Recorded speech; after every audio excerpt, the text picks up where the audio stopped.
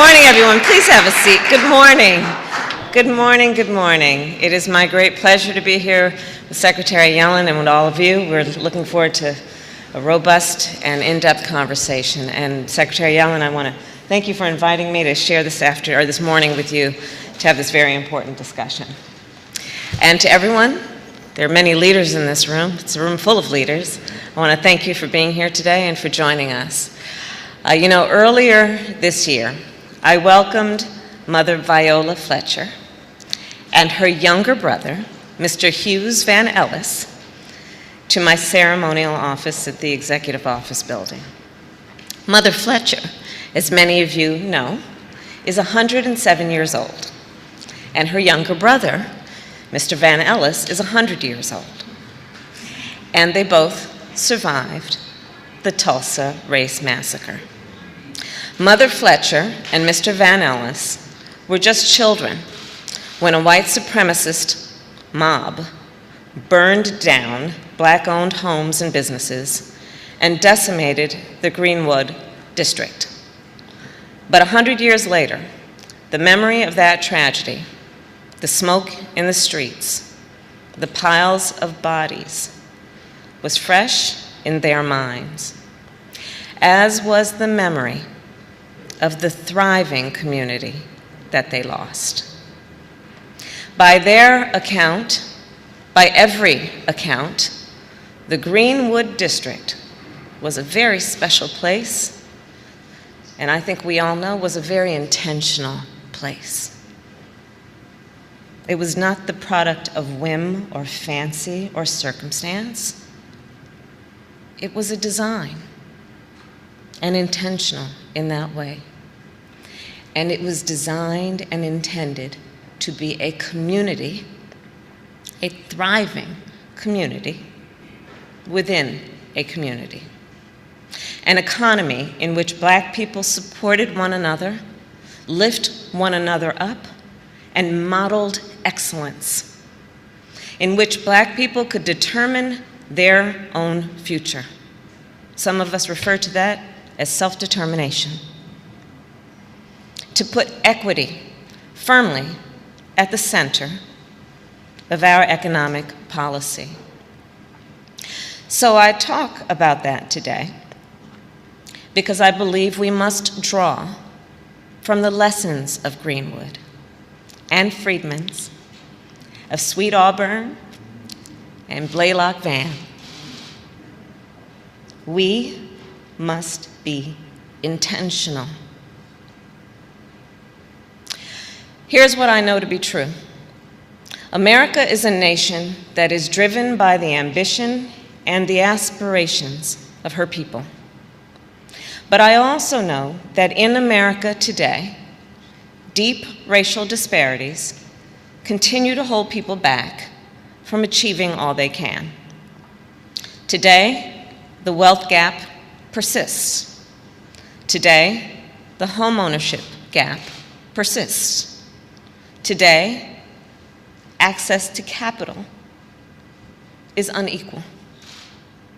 As one example, black entrepreneurs are 3 times more likely to report that a lack of access to capital negatively affects their profit margins. I believe that the actions we are taking and must take to address these disparities will define our nation's strength and economic strength in the 21st century. Our economy is growing faster than it has in decades. Unemployment is down to 4.2%, and nearly 6 million jobs have been added since January. As a nation, we cannot take this growth for granted, and we must make sure that everyone shares in this growth in order to sustain it. In a moment, the Secretary and I are going to sit down here and we're going to discuss some of the intentional actions that our administration is taking to lower costs for families and to remove barriers to success within all communities. As but one example, we are increasing access to capital by supporting community lenders, also known as CDFIs and MDIs. One of the last actions, in fact, that I took as a United States Senator was to team up with Senator Mark Warner, Leader Chuck Schumer, Senator Cory Booker, Senator Mike Crapo, Chairman Sherrod Brown, and Chairwoman Maxine Waters, who is here today. Together, we secured $12 billion for community lenders as part of the COVID-19 relief bill.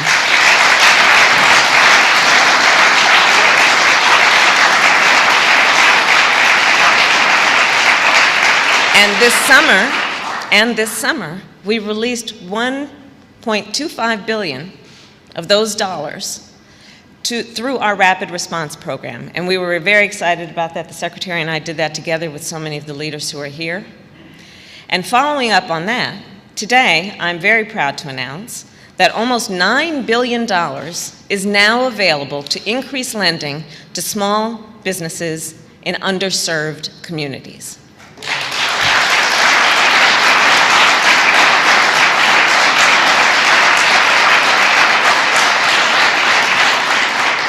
And I'll say, yes, that's a lot of money. I'm going to go off script for a minute. Yes, that's a lot of money. That's a lot of dough. But what we also intend to do is to look to you, the leaders in the private sector, to talk about how we can maximize the capacity of that infusion in a way that everyone is participating in the potential to exponentially grow that investment in our communities. But needless to say, these $9 billion will dramatically increase the work of more than 175 community lenders across our nation. This effort is close to my heart, and I know it's close to many of us. And it is certainly critical to our communities in every way, in terms of their potential, their capacity, and meeting their dreams with support and encouragement. Throughout the year, I have consulted with the most active community lenders in our nation, those who serve rural communities in Oregon and urban communities in California, including my hometown of Oakland, California. Those who serve low-income communities in the Mississippi Delta. Bill, I think you are here somewhere. Pouring capital into communities that are starved of it, providing financial services to communities that lack those services entirely. Communities like Itabena, a town of 1,800 with a median income of $17,000. Communities filled with people with ambition, with aspirations, with dreams for themselves and their children and their community. I have consulted with many community lenders who serve tribal communities in the plains of South Dakota, where Native women are making quilts that are important to their community, knowing there is a market for it based on the culture and traditions of those communities, and who needed a community lender. They needed a lender, but it just so happens that the community lenders understand best the needs of these communities and see the potential then for growth. Community lenders understand the value in providing access to capital directly to these communities. They sit down with the folks in these communities. They listen to the folks in these communities. They identify with and understand these communities, and that's what makes them so successful. And because they do, they add significant value to these communities and our entire country. So here's the bottom line. I believe that when we unlock the economic power of every community in America, there is nothing we cannot achieve in America. When we unlock that power, our families will be more secure, our businesses will be more successful, and our nation will be more competitive.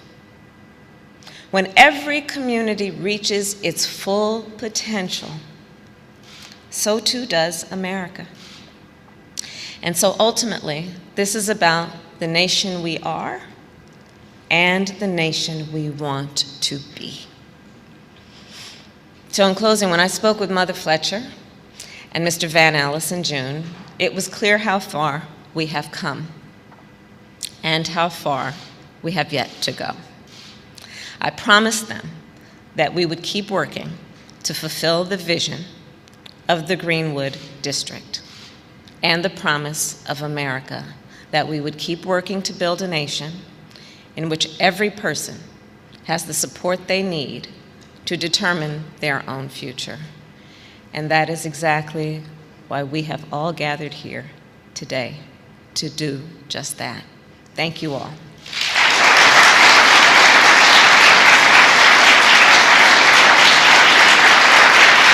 Thank you. And now I will turn it over now to an extraordinary leader who has been, for me, a true partner in this effort, the great Secretary Janet Yellen.